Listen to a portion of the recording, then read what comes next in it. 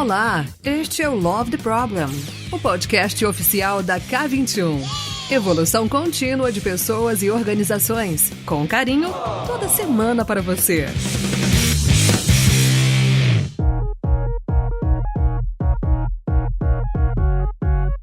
Fala galera, tudo bem? Tá começando mais um Love the Problem. Hoje a gente vai falar de um tema assim, que é pouco necessário, só que não.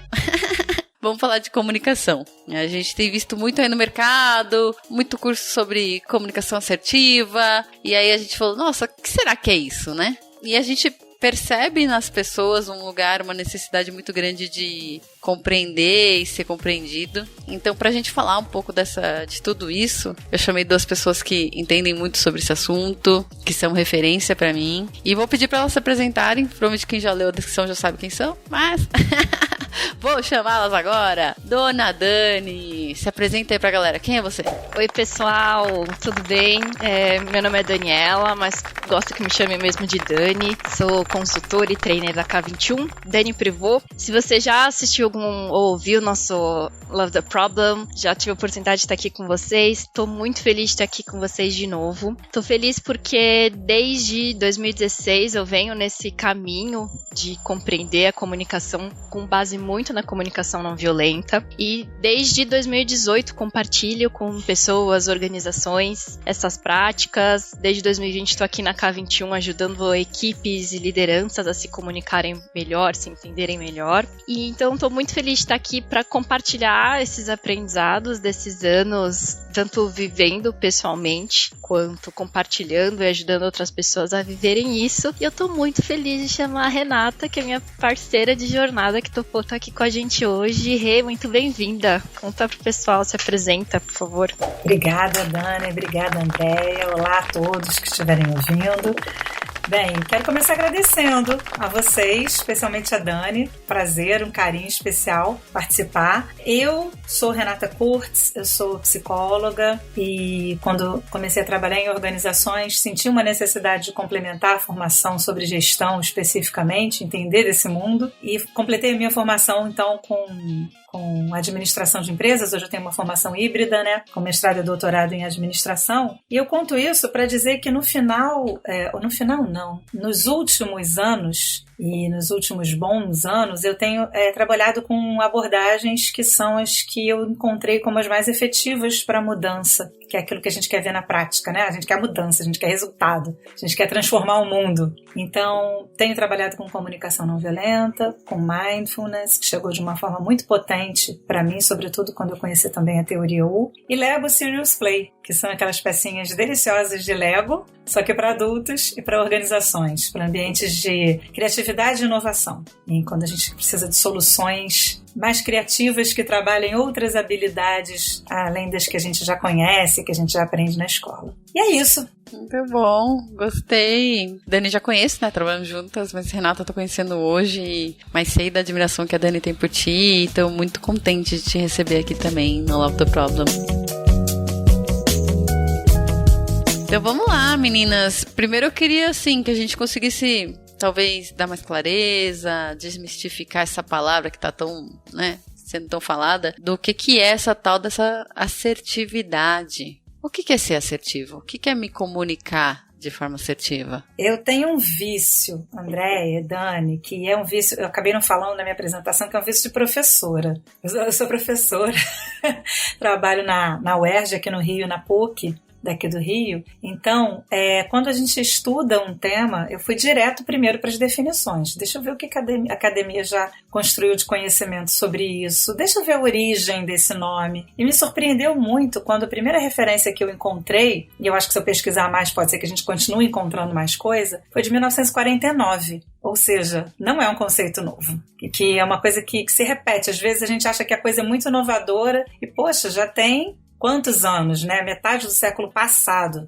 E a expressão que eu encontrei foi de um trabalho do Andrew Salter, dizendo que a capacidade de expressar os seus sentimentos, desejos e necessidades de forma aberta e espontânea, o que impacta a autorrealização e o contato com outras pessoas. Falei, gente, não precisava nem atualizar essa definição. Não, eu tenho várias atualizações na linha do tempo, mas eu já encontrei tudo dentro dela. Então tem um cuidado de si, tem um cuidado com o outro, concomitantemente, e tem sentimentos e necessidades, que traz para mim um desafio gigante, porque tá na definição expressar sentimentos e necessidades. Aí pera lá, como é que eu vou expressar uma coisa que primeiro eu preciso aprender a identificar? E aí já abre um mundo, né? Tadã! Já abre um mundo. E se a gente for continuando, a gente vai avançando, como outras definições da década de 60, a expressão verbal dos sentimentos. Então volta a expressão e voltam os sentimentos. Depois, na de 70, é uma competência social. Aí já ganha o caráter de competência, começa com capacidade, vira competência. Isso vai ilustrando também como é que a gente vai evoluindo na linha do tempo, a maneira de a gente mesmo expressar. Cuidar do bem-estar e não ultrapassar os próprios limites. Aparece também em definições de outros novos estudos. Afirmação dos próprios direitos, expressão dos pensamentos, sentimentos e crenças de maneira direta, honesta e apropriada, de modo que não viole o direito de outras pessoas. Então traz também o cuidado com o outro. E aí quando a gente vem para o século XXI, as novas e mais recentes, que são as mais divulgadas, mais badaladas definições, fazem uma repaginada. É uma atitude de consideração, respeito e defesa de si mesmo e do outro. É um relacionamento de forma construtiva e surge a palavra empatia. É uma resposta comportamental de autoexpressão empática, em que está presente uma baixa ativação ansiosa. Então eu ouço, em outras palavras, eu ouço uma certa equanimidade, uma certa capacidade de autorregulação, de corregulação, diante dos sentimentos que podem estar presentes, né? E mais recentemente também diz respeito à capacidade de dizer não, de manter o não, de lidar com pressão, evitar situações de coação e tomar decisões. E as mais recentes de todas, e agora é a última para também não cansar vocês, defender-se em situações de injustiça, buscando restabelecer uma norma que, quando rompida, causa algum tipo de prejuízo à pessoa ou ao grupo, quando um contrato, quer seja explícito ou não, é desrespeitado. Ou seja, gente, se eu fosse talvez sintetizar, é sim uma competência comunicativa, envolve o verbal e o não verbal, envolve lidar com o impacto daquilo, da nossa expressão, daquilo que a gente fala, de como chega na outra pessoa, envolve também uma certa escolha consciente que prevalece ou que abre espaço para uma resposta consciente no lugar da reatividade. Faz sentido para vocês? Faz, mas eu confesso para ti que essa palavra, né, que nem é tão grande, conforme você foi trazendo o significado dela, né, eu fiquei, cara, é muita coisa pra uma palavra só, é muita coisa pra uma coisa só. Como é que eu faço então, eu fiquei pensando, né, pra ser assertiva? Não é um curso que vai me resolver, vai ser uma vida inteira e várias encarnações. Porque pra mim a assertividade tinha esse lugar de eu conseguir me expressar bem, de forma clara, necessidades, respeitando o outro, mas sim, tinha um pouco do ser objetivo também. Não ser prolixo, sabe? Então, de forma clara, objetiva e rápida, eu consigo dizer aquilo que eu quero, aquilo que eu não quero e, obviamente, sem machucar o outro, né? Porque a assertividade não é grosseria. Pra mim, sempre ia pra esse lugar. E aí, conforme você foi falando, eu falei, meu Deus, eu que me achava uma pessoa assertiva. Eu fico pensando, Andréia, ouvindo você, que usos que a gente faz das palavras, né? E aí me vem muito o uso da palavra assertiva ou assertividade como uma cobrança. Você precisa ser mais assertiva. O que eu estou querendo dizer com isso? E, nossa, teriam vários exemplos para a gente trazer para cá. E para quando você fala, não é um curso que vai resolver isso. Eu penso que o curso pode ajudar a estimular a gente a praticar. O que resolve é a prática. E uma prática diária. Eu vou fazer uma comparação bem simples. Se alguém me ensinar a escovar os dentes, pode ser que isso não resolva toda a minha saúde dental a vida inteira. Eu vou precisar escovar os dentes diariamente. Mas se ninguém me ensinar, eu vou ter que aprender sozinha. É mais árduo, pode ser que eu tenha mais cárie, pode ser que seja mais doloroso. Então eu acho que o curso, ele pode ensinar a prática. E aí com a gente, a nossa parte é praticar. Exato. Eu fiquei bastante surpresa de ouvir o conceito, como esse conceito é realmente mais abrangente, que nem a Andrea trouxe, né? Porque na minha experiência de ter, inclusive, pesquisar treinamentos, cursos de comunicação linkados à palavra assertividade, vem muito ligado a um conceito de oratória, de como eu falar melhor o meu ponto de vista, como eu me posicionar melhor, fazer melhores apresentações para público, para executivos, né? Tem um lugar ali da objetividade também, né? Que a Dea comentou. E então o que me surpreendeu é que já embutido na palavra assertividade vem todo esse conceito maior de não é só o ato de expressar, mas é o ato de expressar e lidar com o fato se a outra pessoa me compreendeu ou não, como é que ressoou com ela, a expressão cuidadosa e a expressão com um olhar também para o outro. Então já é um olhar empático, né? Então, se a gente traz ali uma expressão assertiva desse lugar que uma expressão assertiva ela já é necessariamente empática, a gente não precisaria juntar esses dois conceitos, né? Tem um lugar que eu gosto bastante e alguns líderes vêm trazendo para mim, que é o trabalho da Kim Scott, que ela foi executiva da Google e da Apple, e ela desenvolveu o Radical Candor, né? Que aqui no Brasil é chamado de empatia assertiva. E então o nome também junta esses dois conceitos, né? E ela traz uma coisa que conecta com esse ponto, quase todos os conceitos que você trouxe, Rê, que é você precisa ser verdadeira na relação, né, que você tem com as pessoas que são lideradas, né? No caso, o foco dela é a liderança. Então, fiquei refletindo aqui dessa importância. Para eu ser assertiva, eu preciso também ser autêntica e entender exatamente, né, o que eu gostaria de comunicar, o que eu gostaria de expressar, o que eu gostaria de fazer. Que eu acho que é uma das coisas mais bacanas, né, quando a gente vê, por exemplo, a gente vem da linha da comunicação não violenta, que é o primeiro passo que a gente aprende, né? Beleza, então você quer ser assertiva, quer conectar, mas o que exatamente você quer comunicar? O que tá vivo dentro de você, né? É um olhar pra dentro. E aí, só antes de passar a palavra pra Rê, falar pra vocês que eu vou deixar aqui na descrição do episódio, que a gente já gravou um também sobre esse livro. É um episódio bem antigo, eu nem era host do Love the Problem. Acho que tá o Avelar, acho que tá o Guga, não me lembro quem tá, mas é um episódio bem antigo sobre esse livro. Então, vou deixar aqui pra vocês ouvirem. Se você fosse, olha, fazendo a pergunta aqui, não tô de host hoje, mas eu tô super curiosa de aproveitar a presença da Rê aqui. Manda ver! Rê, se você, nas práticas, nas suas trocas, tanto pessoais quanto de ensino, como que você traz para as pessoas uma dica ou talvez alguma prática, algum recorte que você acha que ajuda muito na questão da assertividade, assim? Como que funciona isso para você? Olha, Dani, tô pensando. Porque enquanto eu estava ouvindo você, me veio bastante a liderança e a gestão. E mais do que a pessoa individualmente. E eu acho que eu gostaria de começar falando sobre isso. E aí a gente chega na pessoa. Funciona para vocês? Claro. Claro. Porque eu fico pensando, seria fantástico. E aí eu tô falando até do ponto de vista individual também. Se eu já tivesse uma base de dados interna ou um algoritmo interno que me acessasse facilmente, me permitisse acessar facilmente o que eu quero, para que eu pudesse expressar objetivamente.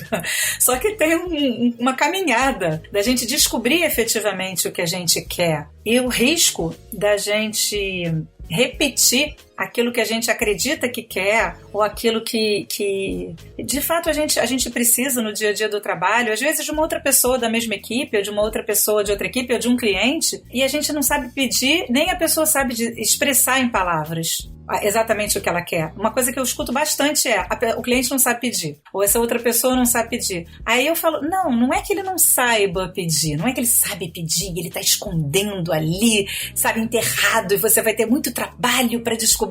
É que ele também não faz parte da mesma sociedade que eu, e provavelmente a gente não sabe expressar em palavras, a gente também não consegue expressar em palavras com essa objetividade que o outro gostaria de receber. E eu fico me perguntando por que isso acontece? Por que a gente chegou nesse lugar?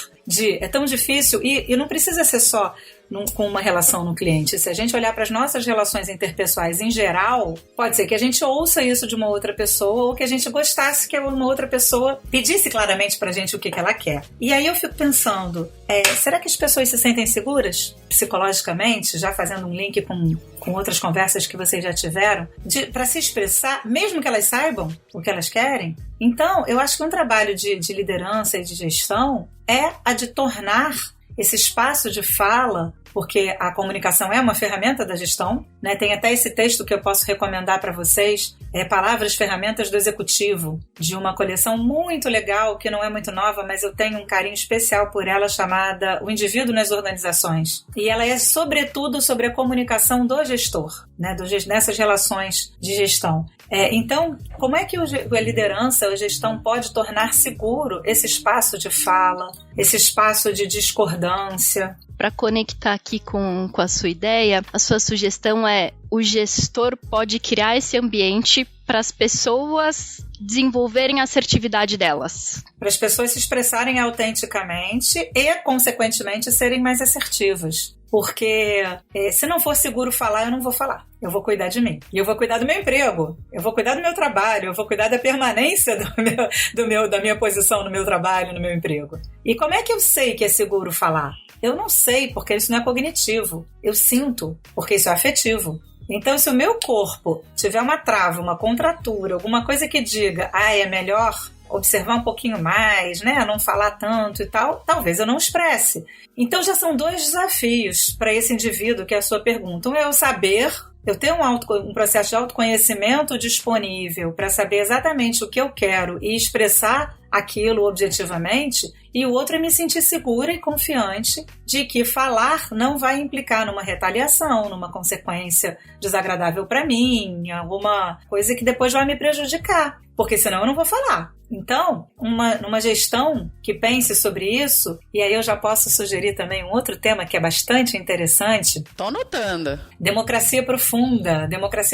Acabei de vir desse curso, Dani, com os nossos queridos colegas. Vou fazer propaganda aqui, Andréia, da Sandra e do Yuri, da Sinergia Comunicativa, exatamente. Sei. Então, a gente fez curso com eles. Ai, que ótimo.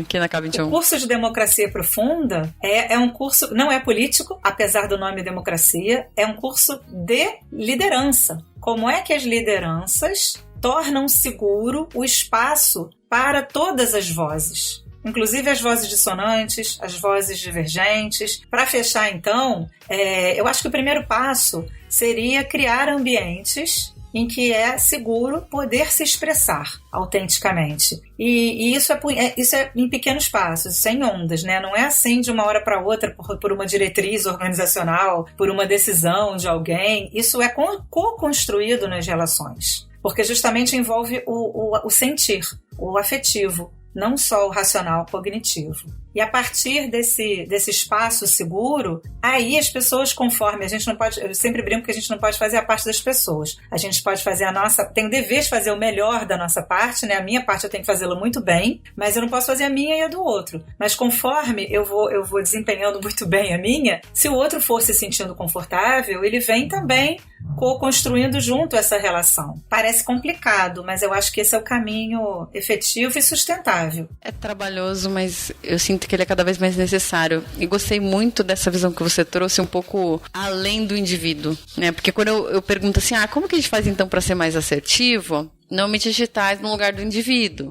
Eu preciso olhar pra dentro, me conhecer, que já é um lugar um pouco de privilégio, né? Eu poder, nem sempre todo mundo consegue parar, fazer uma terapia, ou parar pra se estudar, ou ter um tempo, às vezes as pessoas estão afogadas. Ainda mais, aí quando você traz no lugar da gestão, do ambiente de trabalho, você vê que é um problema mais sistêmico. E que daí é ainda de mais privilégio, de quem tá ali pode e tem mais poder de interferir naquele ambiente. Claro que eu, como indivíduo, foi o que você falou, vou tentar fazer minha parte. Então, dentro desse privilégio que eu tenho de conseguir parar e melhorar um pouquinho todo dia, eu posso tentar influenciar o meu ambiente. Mas, com certeza, a maior alavanca é a gestão. É quem tem mais poder lá. Exato. Então, eu gosto dessa visão que você trouxe. Porque tira um pouco o peso de só o indivíduo tem que se virar. Exatamente. Que eu acho que é uma falácia, sabe, Andréia? Uhum. E acho que é uma falácia perversa. Coloca só nas costas do indivíduo, que é o que a gente vem fazendo, né? Colocando cada vez mais tudo só nas costas do indivíduo, porque é mais confortável para depois a gente cobrar resultado. E eu também compreendo esse movimento, porque eu, gestora, também sou cobrada. Uhum. Também, como gestora, sou um indivíduo que também sobre mim recaem muitas cobranças. Mas sobre o que você estava falando do sistêmico, penso que é muito importante, por exemplo, estimular essa divergência na equipe. Como é que as pessoas vão acreditar que é seguro ser assertivo, que é seguro se expressar? Porque se não for seguro e ainda assim eu me expressar, eu posso ganhar a fama de que eu sou sincericida, de que eu sou aquele cara, pronto, falei, eu sou assim mesmo, ame-me ou deixe-me. Então, como é que a gente também não evita, como é que a gente evita essa outra falácia também de, isso daí essa pessoa é um problema porque ela é sincericida? A gestão pode estimular a divergência. Então a gente está numa reunião e algumas ideias já foram lançadas, porque a gente conhece os fenômenos que acontecem em equipe, né? Como, por exemplo, a conformidade social. Aquela pressão para todo mundo pensar de uma forma semelhante, sufocar as opiniões dissonantes. A gente pode estimular exatamente o contrário. Eu estou ouvindo que essas sugestões foram dadas. Quem tem alguma sugestão diferente para dar? E aí, se eu tenho uma sugestão muito diferente para dar, que está aqui viva querendo falar, pera lá, então eu posso dar a minha sugestão completamente diferente e eu não vou ser punido por isso? E aí a gente sugere e é acolhido, isso vai estimulando outras pessoas também a se expressarem autenticamente. É um processo. Te ouvindo, me veio alguns insights aqui. Eu gostei muito da sua pergunta, porque eu acho que nosso público aqui no Love the Problem, ele é amplo e é bacana. Eu acho que tem pessoas, indivíduos que estão refletindo sobre a vida pessoal, ou indivíduos da vida profissional, tem agente de transformação, tem lideranças, tem pessoas em vários momentos, temos nós aqui consultoras, e essa pergunta que você fez, eu acho que é uma pergunta muito poderosa, tem alguém com um ponto de vista diferente, que é uma pergunta que a liderança e os agentes de transformação, seja você Agile Coach, seja Scrum Master, ou seja Product Owner, ou seja o que você for, que se você tiver um ponto de facilitação de uma reunião, você pode utilizar. Eu queria trazer uma prática que eu faço para eu ser mais assertiva. Agora já conectando com o indivíduo, mas que eu também acho que é uma prática que eu também convido as pessoas a serem mais assertivas quando eu estou responsável, liderando uma reunião. Que é uma prática que eu aprendi no Mindfulness, que eu vou fazer um recorte. Que é a prática da pausa transicional. Então, eu vou explicar mais ampla a prática da pausa transicional e depois eu vou explicar o recorte. A pausa transicional, eu acho que é um lugar de privilégio também, porque é um convite para a gente parar 2 a 3 minutos entre um contexto e outro. E eu parar e me perceber como é que eu estou me sentindo. Então, acabei de sair de uma reunião discutindo orçamento. Eu vou entrar numa reunião para discutir como que a gente vai atender melhor o próximo cliente. São coisas totalmente diferentes, só que muitas vezes nós emendamos, né? A gente emenda. E esse mundo interno tá tão arrotado que muito provavelmente eu não vou ser assertiva na minha comunicação, porque eu tô abarrotada de informações do que veio antes. Então, esse exercício da pausa transicional, que eu aprendi com a Tamara Russell, ela traz um lugar muito bacana, que é de você se permitir parar, respirar e pensar como é que eu tô chegando. O que tem dentro de mim? Eu tô aqui cheia de dúvidas sobre como que a gente vai fazer o orçamento. Será que eu posso pegar essas dúvidas e falar para elas, deixa aqui no cantinho, eu falo com você daqui a pouco. E a segunda pergunta interna é, qual é o meu objetivo agora? E essa pergunta, eu acho ela muito poderosa. Qual é o meu objetivo agora? O que eu gostaria? E eu gosto de perguntar para mim mesma, e eu gosto de perguntar para as pessoas nas reuniões, convidá-las a trazerem, né? Tanto reunião de equipe, principalmente ali com o cliente, eu gosto de traduzir assim, o que é sucesso para você? O que seria sucesso para esse encontro? E quando eu pergunto para mim mesma, o que seria sucesso para mim? Eu acho que começo a me permitir me conectar com esse lugar mais da assertividade. Mas não é só o sucesso pelo sucesso, é o sucesso. E o próximo passo da pausa transicional que a Tamara Russell traz então, o primeiro passo, eu me conecto com o que tem dentro de mim, coloco ali num cantinho, como gentilmente falando, depois eu cuido de você, conteúdo. Me conecto com o que é sucesso pra mim, o que é o meu objetivo agora. E ela traz um terceiro elemento que eu achei muito bacana, e que inteligência minha eu quero chamar pra me ajudar a atingir esse meu objetivo, esse meu sucesso. Eu quero convidar minha inteligência afetiva, minha inteligência emocional. Eu quero convidar minha inteligência racional, prática. Eu quero convidar minha paciência. E aí, nesse exercício que tem me ajudado bastante, eu me conecto, diminuo os ruídos, que eu acho que para assertividade é uma coisa que faz muita diferença, os ruídos internos nossos e os ruídos externos que a gente vive da comunicação, né? Conecto com o que é esse lugar de clareza, de sentido, de propósito, de sucesso. E de quebra eu gosto muito dessa sensação de quais são minhas habilidades, as minhas forças, a minha competência, para me trazer essa segurança de estar nesse lugar. Então eu gosto bastante desse exercício da pausa transicional para o indivíduo e como é que eu procuro trazer isso quando eu sou líder de algum contexto, estou liderando uma reunião. Eu começo perguntando para as pessoas para ajudá-las também a se conectarem com esse critério, né? E o que é sucesso para você nesse nosso encontro? Ou nesse nosso processo, nesse nosso objetivo. Eu queria compartilhar que é uma prática que tem me ajudado muito. E eu vejo que tem ajudado muitas pessoas também a terem mais clareza, objetividade. E acaba começando a fazer emergir, né, esse conteúdo das pessoas. Então, você comentando, lembrei dessa prática que eu queria compartilhar com o pessoal. O que vocês acharam? Me veio um negócio aqui. É porque eu sou a pessoa, gente, que gosta da viagem, né? Acender um incenso e falar... Me veio muito esse lugar de algo que você usou pra ti, pros outros. E me veio uma frase que eu escutei uma vez, que eu não faço ideia de quem seja, porque eu sou essa pessoa que não guarda quem falou, que é que a sua cura é a cura do mundo. Então, quando eu penso nesse lugar de... Quando eu me conecto, quando eu me curo, quando eu sou autêntica, eu acho que de alguma forma eu consigo curar quem tá à minha volta também. Eu acredito muito nesse lugar de nada é por acaso, então eu ir lá fazer uma pergunta quando eu tô com medo, mas ainda assim eu quero ser autêntico, eu quero ser fiel a mim mesma e atender uma necessidade minha, é um exemplo para os demais que estão assistindo, para que eles queiram fazer o mesmo, né? E quanto mais autêntico eu sou e quanto mais fiel eu sou a mim mesma, mais eu estarei em contextos que precisam de quem eu sou, porque mais esses contextos vão aparecer na minha vida. Então, tem nada a ver com comunicação isso aqui que eu estou trazendo? Não! Mas eu fiquei pensando nisso na sua fala. Que é um tema que eu acho que eu vou puxar talvez mais pra frente no Love the Problem. Sobre esse lugar da autenticidade e dessa necessidade de ser cada vez mais nós mesmos. Sabe? Parar de querer ser outra pessoa. E isso também é um lugar, obviamente, de muito autoconhecimento, autocuidado e, consequentemente, privilégio, né? Uau, eu acho que isso é um lugar de cura, Andréia. Você falou cura.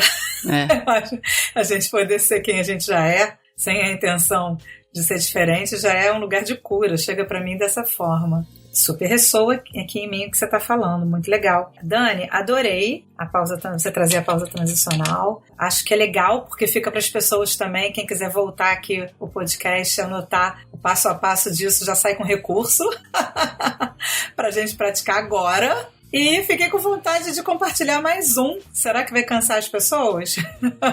Não, o pessoal adora a dica, gente. Bora lá. Legal. Primeiro eu vou explicar o que é e depois, enquanto eu estou explicando o que é, dá tempo das pessoas pegarem lápis e papel para anotar, porque tem um passo a passo também. Eu gosto de coisas práticas. Tá, o que eu já posso praticar agora? Acabou o podcast, ou então eu vou dar uma pausa e já praticar. Já tem mais uma coisa para praticar. Que diz respeito à regulação emocional. Porque tem aquele papo do passivo, agressivo, assertivo, né? Na assertividade tem as caixinhas, passivo, agressivo, tarará. Isso me ajuda a pensar que a assertividade, ela está no caminho do meio, que é o que a gente chama no aprendizado SE Learning, não sei se vocês conhecem, é o aprendizado social, ético e emocional, que é a zona de bem-estar. A zona de bem-estar está ali no meio, seria essa zona de conexão da assertividade com a sua autenticidade, inclusive, né, com os seus sentimentos, suas necessidades. Eu estou ali conectada. Só que às vezes, e essa conexão ela é importante porque ela é minha energia de vida. Então a metáfora é a metáfora de um foguinho, uma fogueirinha que mantém o meu corpo vivo. Só Só que às vezes, por causa dos gatilhos externos, dos estímulos externos que fazem parte da nossa vida diária e que são incontroláveis, né, uma variável que eu não vou conseguir controlar, essa fogueirinha vai lá para a zona alta e incendeia a floresta, faz um processo de combustão, e aí eu vou para a reatividade, pronto, falei, perco a cabeça, depois posso me arrepender, aí vai para o comportamento agressivo. Ou, às vezes, os estímulos externos também fazem com que a minha fogueirinha vá lá para a zona baixa e congela o foguinho, a minha energia interna. Então vai para uma depressão, vai para uma retração do comportamento, uma forma de fuga, que a gente chama de comportamento passivo muitas vezes. Então como é que a gente consegue desenvolver, eu chamo equanimidade, essa capacidade de, quando eu reconheço que eu fui para a zona alta ou para a zona baixa, voltar, se eu quiser, para a zona de bem-estar, para a zona de conexão. Essa técnica pode ser uma, Dani, que você compartilhou, e eu uso muito, eu gosto muito, que também aprendi com o Mindfulness, que é a técnica parar. Vocês conhecem? Não. Não? Você falou parar, eu fiquei, parar de fazer o quê? Ah, pois é, parar. Tem gente que coloca no fundo de tela do celular.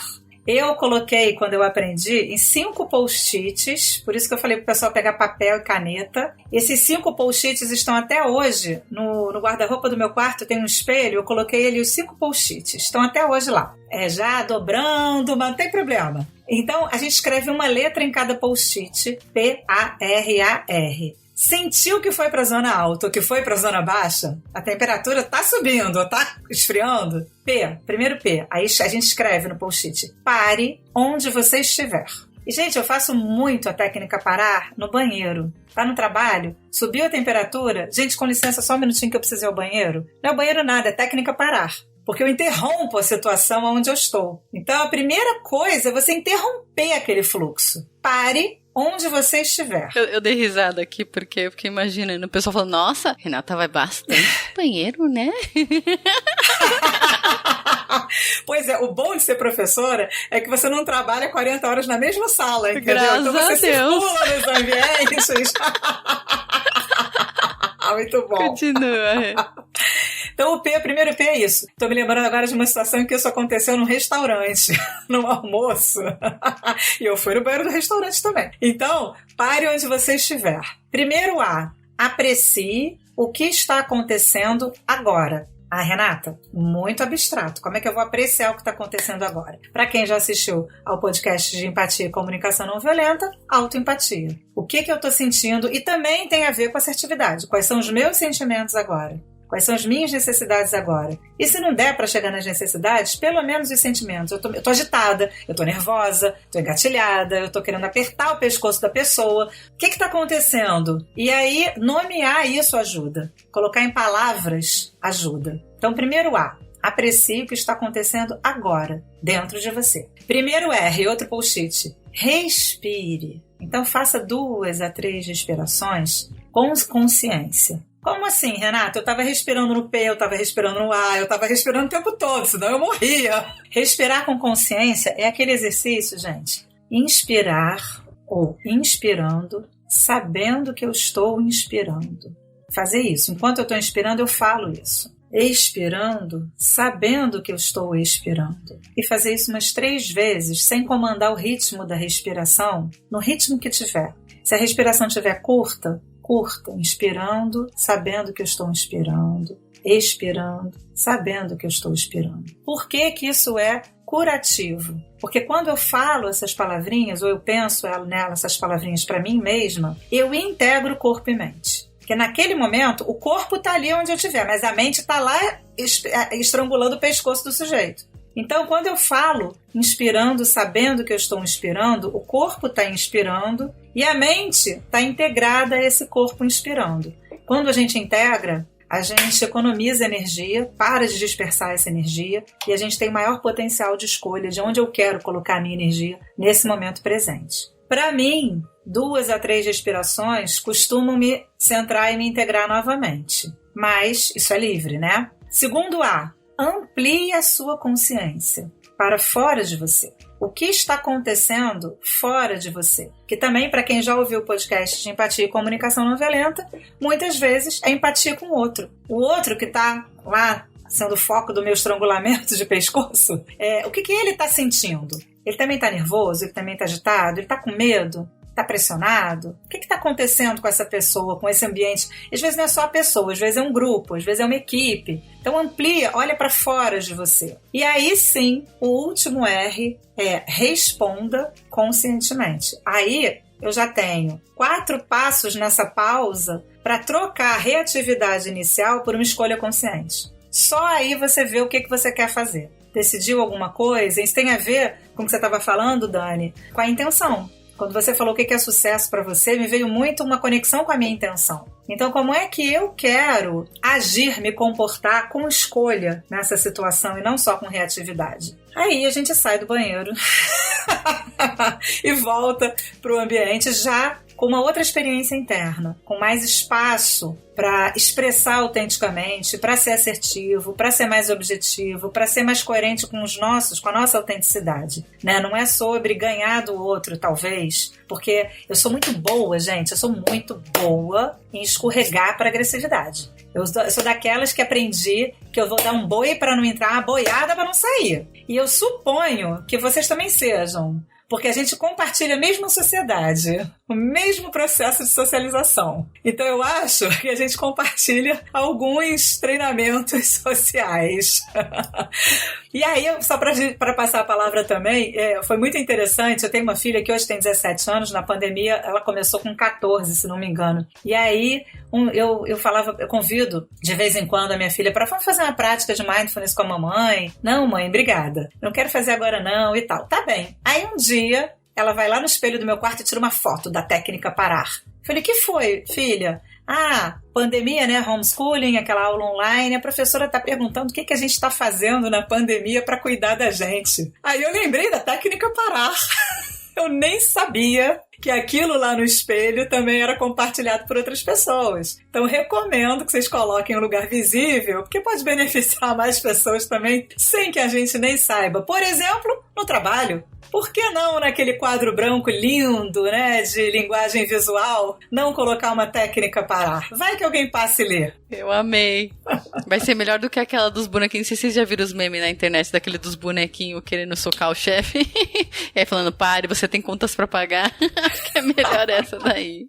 Eu adorei, gostei bastante do que você trouxe, porque me conecta muito com uma outra prática que eu aprendi com o Daniel Goleman, que é um dos principais nomes de inteligência emocional. Também temos, né, esse podcast, que inclusive é uma das práticas que a gente compartilha no nosso curso aqui da K21 de comunicação assertiva e empática para o trabalho. Eu vou fazer o jabazinho, se não puder corta, mas enquanto isso eu vou fazer o jabazinho.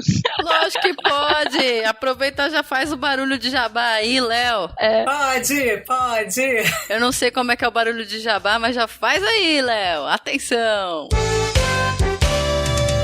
É hora do jabá.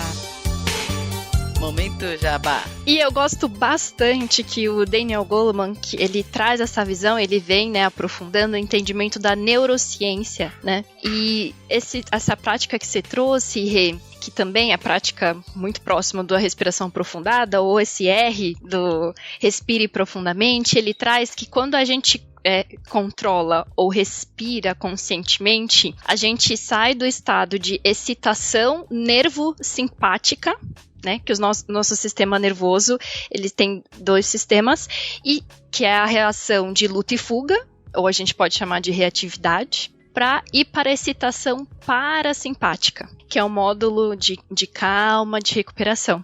Então, eu acho que eu acho bacana a gente saber disso, porque nós também precisamos aprender a lidar com a nossa própria biologia para sermos assertivos, né? Com esse fogo que você trouxe interno, existe uma ressonância interna, biológica, neurológica, que é importante também a gente aprender a ter esses mecanismos de autorregulação, que é uma coisa recente da gente estar aprendendo enquanto humanidade, né? É uma coisa bem recente. E me lembrou bastante do próprio modelo de inteligência emocional do Daniel Goleman, quando você traz, né, que começa com o lugar da autoconsciência, para eu desenvolver a minha autogestão, para eu melhorar a minha empatia, consciência pessoal e gestão de relacionamentos. tem essas 4 dimensões que começam do lugar que a gente comentou antes de eu me conhecer, me entender e conseguir trazer um pouquinho melhor o que eu gostaria.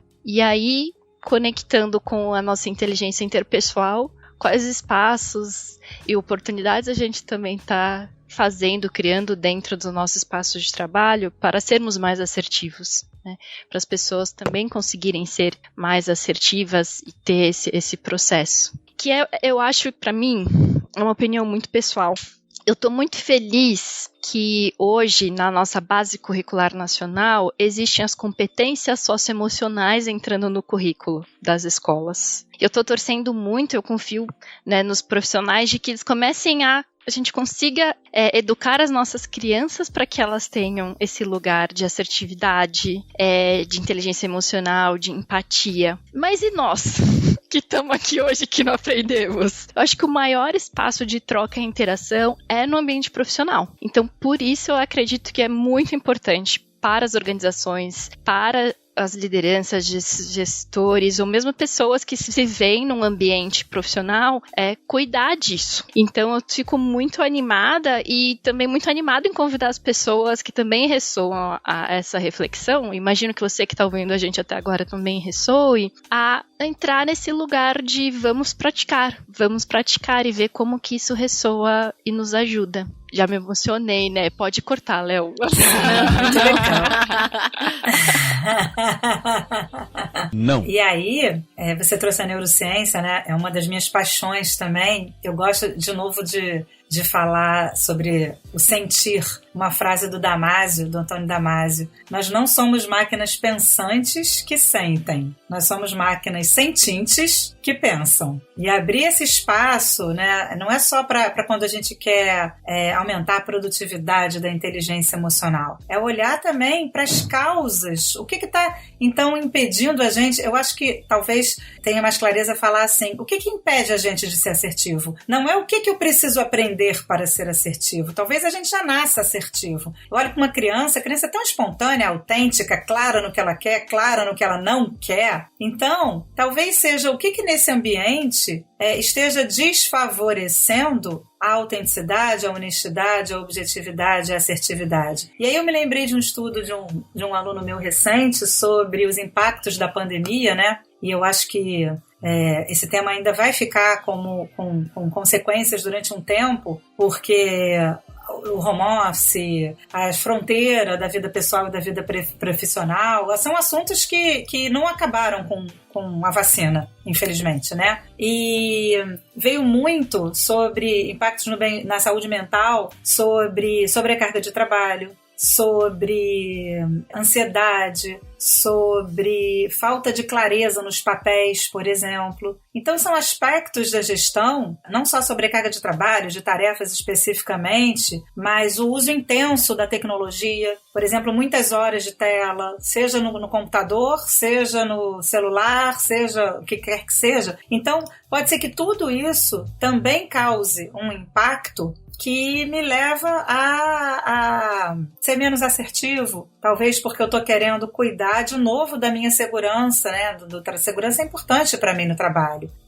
Então, como é que também não é só falar, não é só o gestor falar assim, porque aqui, portas abertas. Eu me lembro, eu sou daquela época, gente, eu sou velha, né? Eu lembro disso, RH, portas abertas. Então, não é só uma gestão portas abertas que vocês podem falar tudo. Não, eu não tenho nem tempo para falar, porque eu estou tão sobrecarregado com tanto trabalho que eu até quero falar, mas, sabe, não dá tempo. Me lembra aquela coisa dos espaços de descompressão que tem nas organizações, mas não dá tempo de usar? Então, não é só dizer para as pessoas que elas podem falar, porque aqui é um ambiente seguro, eu quero te ouvir. Mas como é que está o dia a dia do trabalho? Está um dia a dia também que é humanizado, que também cuida desse espaço de saúde e de bem-estar das pessoas? Porque a gente sente, não é só o que a gente ouve, é o que a gente sente. E aí eu queria juntar com uma frase que eu ouvi, engraçado, né? Da coordenadora da escola quando a minha filha entrou na escolinha. E ela falou na reunião de pais, os nossos filhos não nos ouvem, eles nos veem. E aí eu pensei, já trabalhava com gestão, né? A mesma coisa com as equipes. Nossos funcionários não nos ouvem, eles nos veem. Então, é a coisa do discurso, da liderança autêntica, do discurso da coerência entre o discurso e a prática. né? O que as pessoas da nossa equipe nos veem fazer? E nos vem fazer na relação. É sobre isso, né? Como é que eu cuido efetivamente daquele bem-estar e daquela segurança e da confiança no relacionamento, mesmo que eu fale a respeito, né? Então, legal, um ponto para a gente olhar para as práticas também, né? Perfeito, Rê. Esse é um lugar que, inclusive, a Kim Scott traz no livro de Empatia Assertiva, que ela fala, antes de oferecer feedback, peça, receba.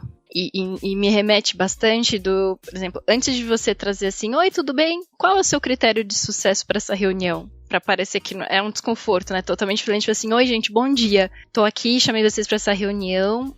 Eu queria a gente alinhar o nosso critério de sucesso. O meu critério de sucesso é esse. Esse eu penso, meu objetivo aqui. Eu queria ouvir de cada um de vocês. Então, essa importância, né, da liderança como o exemplo, né? A liderança como exemplo. Gostei muito dessa frase da diretora da escola da sua filha. Também vou levar para adiante. Legal, e é verdade, porque senão vulnerabilidade vira papinho para Brené Brown. Aqui na minha equipe eu não quero ninguém vulnerável, sabe? Fica no discurso, mas não fica na prática, né? E a gente podendo expressar, começando pela gente, a gente também encoraja as pessoas a também expressarem, né? Porque aquilo, gente, a gente pode não querer ver ou não querer ouvir, mas está nas pessoas. Não é porque eu não quero ver ou não quero ouvir que aquilo vai desaparecer, né? A gente não é mais criança que cobre os olhos ou não estou vendo, né? E é legal esse lugar, Rê. Eu queria trazer um case rapidinho. Dá tempo de um case meu? Dá. De um espaço de construção aqui dentro. Vou falar até aqui dentro da K21, que é um espaço que a gente procura criar espaços de comunicação, e um dos líderes da K21 estava conversando comigo, ele gostaria de ouvir, e eu trouxe para ele, eu acho que eu tô precisando de mais clareza, e eu achei que eu tava sendo super assertiva. Então, eu gostaria de mais clareza, gostaria de entender melhor as nossas métricas de sucesso, tudo, e daí ele me ouviu. E daí ele fez uma série de ações, compartilhou, não só para mim, mas para toda a organização, na nossa comunicação oficial aqui dentro. Daí ele trouxe e falou assim, Dani, o que você achou desse e-mail? E o e-mail estava trazendo mesmo a clareza das nossas métricas principais. E aí quando eu li aquele e-mail e eu ouvi ele falando assim, o que você achou? Foi uma iniciativa pra gente trazer mais clareza. Daí eu olhei, parei e me dei conta, nossa, não era a clareza que eu precisava, na verdade eu queria de uma direção. Tá bom, agora eu sei os dados de onde a gente tá, mas na verdade, e aí isso é clareza, deu visibilidade, mas na verdade eu queria saber onde é que qual que seria, né, a nossa ambição, qual que seria o nosso norte. E eu precisei desse processo todo. E mesmo com esse, que é legal, que com esse espaço de troca, onde o meu líder se permitiu, ele abriu essa oportunidade, eu trouxe, e eu me percebi de, caramba, eu não fui tão assertiva assim, porque eu também não sabia efetivamente o que eu estava precisando. Então eu queria também compartilhar esse case, porque é uma coisa para mim que vai florescendo, vai se construindo, vai se aumentando, e à medida que a gente vai entendendo, a gente vai construindo aí as soluções para a gente chegar onde a gente quer, né? Para sermos mais assertivos, tanto na comunicação, quanto nas nossas ações, nossas práticas, tanto individuais quanto organizacionais. Então, queria compartilhar esse case para vocês, que faz alguns meses, tá, gente? Olha aqui a reflexão, que nem a Dea falou. É de vida, faço vários anos essa reflexão, e aí eu me peguei, né, nessa situação, com tudo próspero, florescendo, com a oportunidade, falando assim, olha só que legal, que bacana, eu ainda posso melhorar minha assertividade, de trazer pedidos mais assertivos. Primeiro, eu preciso talvez compreender melhor o que eu gostaria, que eu acredito, Rê, aí não vou deixar de falar da comunicação não violenta, porque pra mim é ainda o processo, a gente chama de processo de linguagem, né, Rê? Que ajuda muito a melhorar a assertividade, porque nos convida em primeiro lugar a fazer essa reflexão interna. O que eu tô observando, o que eu sinto em relação a isso, o que tem dentro de mim, minhas necessidades, meus valores, o que está presente e o que eu gostaria de pedir para conectar com isso. Isso é muito simplificado, tá, gente? É o que muitas vezes as pessoas conhecem como as 4 etapas, né, da CNV. É uma parte bem simplificada da comunicação não violenta, mas já ajuda demais. Então, já sugiro, se você se interessar, procurar, praticar. E uma coisa que me vem aqui é como que eu consigo fazer esse exercício cada vez mais, e eu me permitir com esse olhar gentil, esse olhar empático para mim mesma, para eu também sair daquele lugar que você trouxe do tenho que ser assertiva, porque afinal eu sou uma profissional, sou uma mulher adulta do trabalho, e conectar com, eu gostaria muito de ampliar os espaços de diálogo, de troca, de compreensão, de realização, esse espaço de sucesso, né? Nossa, que sucesso que foi aquela conversa. Como foi construtivo, né? Então, trazer os benefícios do que a gente gostaria de viver também, né? Com a assertividade, né? Mas me conectar com essa energia de construção do que a gente gostaria a partir disso. Muito bom. Fica até mais bonito pensar a partir desse ponto de vista, né, mana? Então eu tenho um pedido. Dá tempo? Bora. Tá bom. Eu não posso deixar de falar, que é também da gente levar em consideração, quando a gente está entendendo a assertividade, as diferenças de poder, as questões assimétricas, e a gente garantir mais tempo para quem tem menos privilégio nas relações de poder nas equipes, nos grupos e na sociedade. Porque se a gente realmente quiser autenticidade, assertividade, a gente precisa garantir esse espaço seguro também para as pessoas que não têm historicamente, ou na organização ou na sociedade, segurança para se expressar. Então, um exemplo prático que eu aprendi como aluna, também numa dos trabalhos que eu faço parte, a gente vai fazer uma reunião e a gente tem aqui 3 pessoas, né? Como é que a gente vai dividir o tempo de fala entre a gente? Ah, Renata, pega o tempo de fala, a gente tem 9 minutos, 3 minutos para cada uma. Talvez não.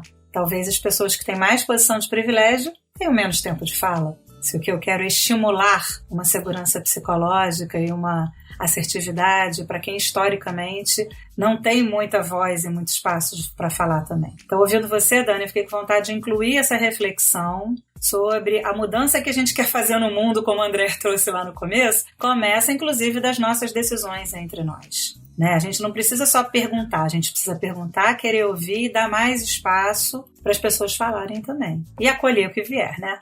Gente. Nossa, obrigada por essa aula. Eu saio muito inspirada.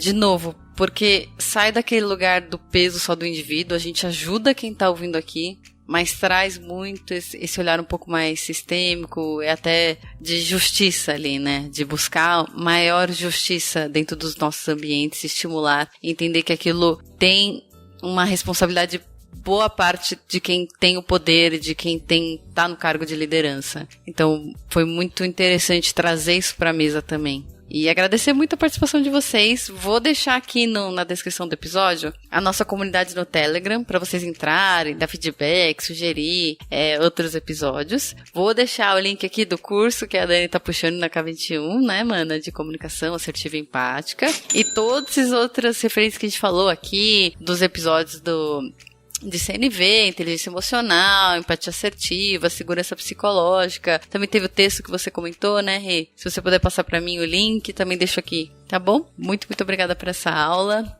Gratidão também pra quem ficou até aqui, escutou. E vejo vocês. Até a próxima. Tchau, tchau. Até a próxima, pessoal. Muito obrigada. Até. Obrigada. Beijo.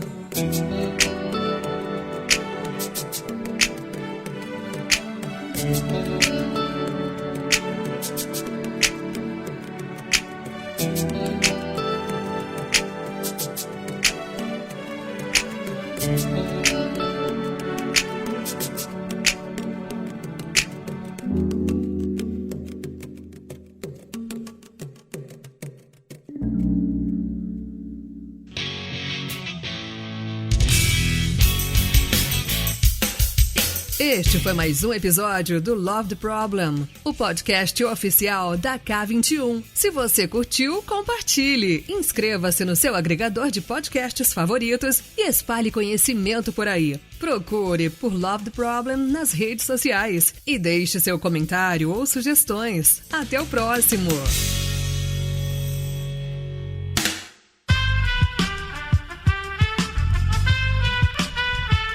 Esse podcast foi editado por Aerolitos Edição Inteligente.